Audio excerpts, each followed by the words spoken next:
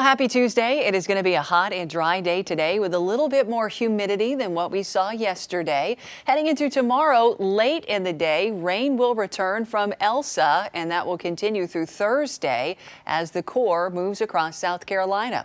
Let's get you caught up with the very latest tropical storm Elsa. Lots of outer bands, plumes of moisture coming out of Cuba now along South Florida's coast. This will be moving up along the Florida Keys throughout the day today. But look at this. As we get into tomorrow evening, it's going to be crossing that Florida-Georgia line. So we're going to begin to see some rainfall from that. And then Thursday afternoon, we will see it move across South Carolina. Now, each track has it moving just slightly more toward the west. And that slight tilt or that slight adjustment makes a big difference in how much rainfall we are expected to see. Most weather models you could see bringing it from Columbia to, say, Myrtle Beach, the core somewhere in the middle there. But then a couple have it maybe a little bit closer to the upstate. So again, the farther west that goes, the more rainfall we will see. I'll show you what the current track has for us here in a second. Right now, though, we're dry. As we go throughout the afternoon, we're going to start to see these clouds increase. In fact, we're going to feel that moisture and humidity increase as well. All of that from the Gulf being kind of stirred up now from Elsa.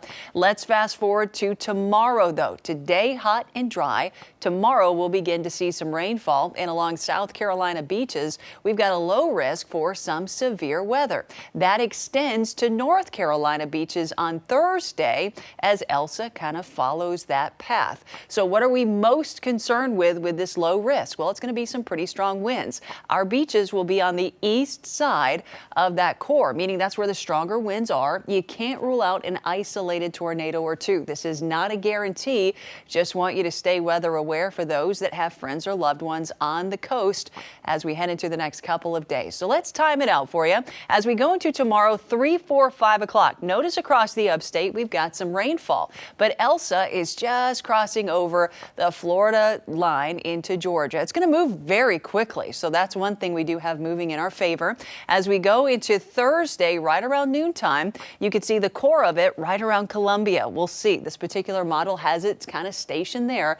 To the east side of that is going to be those strong winds. On the back side of that, where we are, is going to be some scattered rain and isolated thunderstorms. Then as we go into Thursday evening, that races up into North Carolina and then gets out of here back out in the Atlantic. And then we're just left with an unsettled weather pattern heading into the weekend with a cool front that's going to try to come through, but probably won't have much of a chance of doing that. So how much rain are we expecting? Well, these totals have gone up a little bit overnight as that system has shifted toward the west.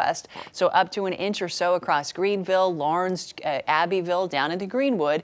And again, if it continues to move in this direction, these rainfall totals continue to go up. Right now, the heaviest amount of rain looking to be east of I-77 out in Columbia, out toward the coast, but again, the strongest winds on the coast. So today, hot, humid, highs in the low 90s. We're going to stay very muggy for the next several days. Tomorrow, late afternoon and evening, we'll start to see some rain and isolated thunderstorms that will continue through Thursday. Then as we get into the weekend, a different weather pattern emerges with a cool front that tries to come through that keeps us unsettled with some possible rainfall, especially Saturday, Sunday, and into Monday.